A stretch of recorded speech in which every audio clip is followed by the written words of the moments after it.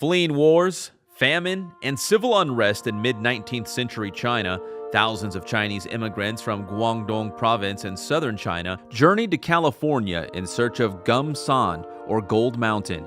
Seeking economic security, they found work in mining, railroad construction, agriculture, and other industries.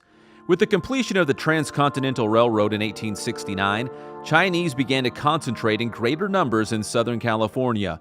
Their presence contributed to the early agriculture and infrastructure projects of the region, principally the construction of railroad and irrigation systems like Riverside's early canal system. Chinese brick masons constructed the Jensen Alvarado House, the oldest brick building in Riverside County, placing Chinese Americans in the Riverside area in 1868, prior to the completion of the Transcontinental Railroad and 2 years before Riverside itself was founded by John W. North in 1870. Chinese American laborers brought agricultural expertise from their homeland to the budding citrus industry, including orchard management, truck gardening skills, and a willingness for hard work digging canals, planting, grafting, pruning, and irrigating. Riverside's vast orange groves provided jobs, and some ranch owners offered housing as well.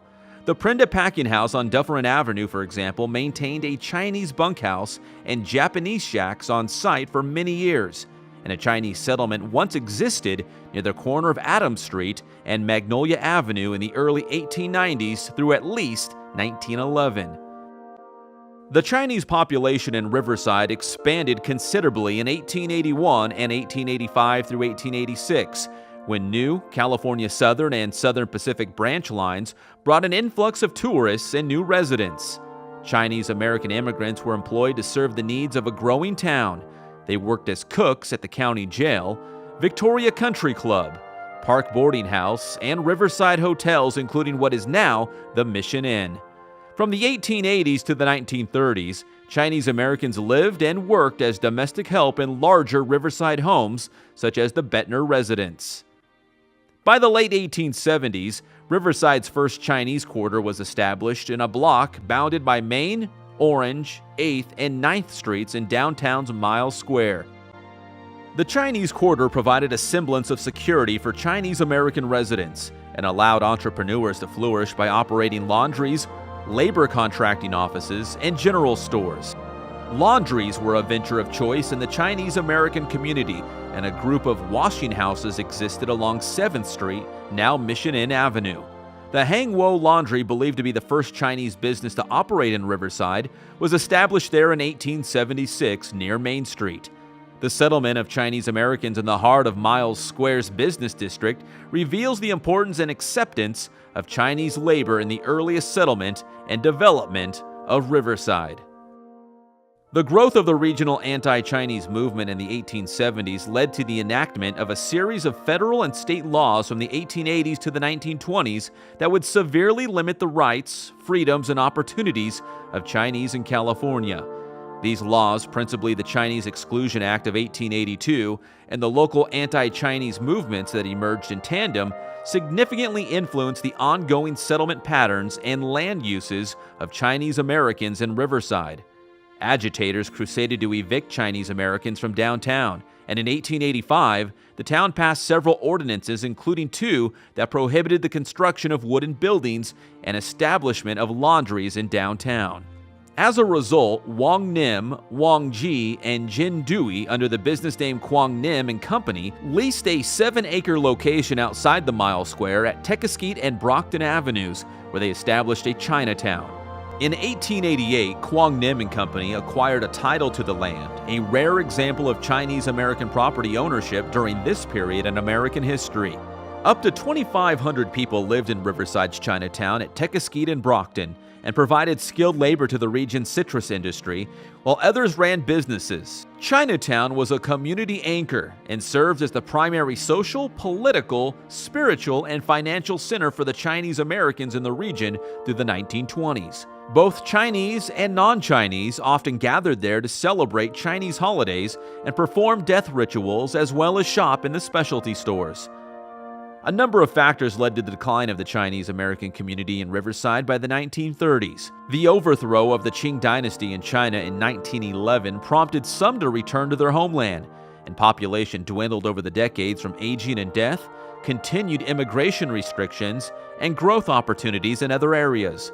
The last business closed in 1938, leaving Wang Ho Lun, also known as George Wong, as Chinatown's last resident. George purchased the Chinatown site in 1943, and Chinatown's era in Riverside passed with him in 1974. Chinese settlement patterns in Riverside shifted following World War II and the repeal of the Chinese Exclusion Act in 1943, as Chinese Americans in Riverside's post-war era integrated into the housing stock of established neighborhoods. Voy Wong and his wife Fei Hing Li, who purchased a home on University Avenue in 1948, are believed to have been the last immigrants from Gombin Village to live in Riverside. Most were associated with the Chungking Cafe, a Chinese restaurant that opened for business in downtown Riverside in 1943.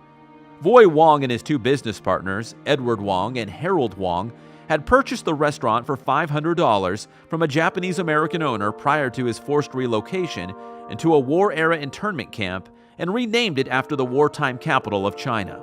Though now gone, many Riversiders still remember frequenting the popular restaurant, and the family home, owned until 1999, is one of the last physical reminders of Riverside's Chinese-American history.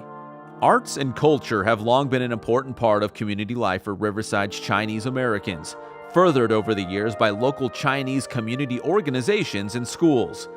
Dr. Sam Wong, Riverside's most prolific Chinese American artist and a professor of biology at Riverside Community College, devoted his retirement years to making art. He worked from a leased studio in the Life Arts Building in the mid-1980s, integrating art and science in his many works.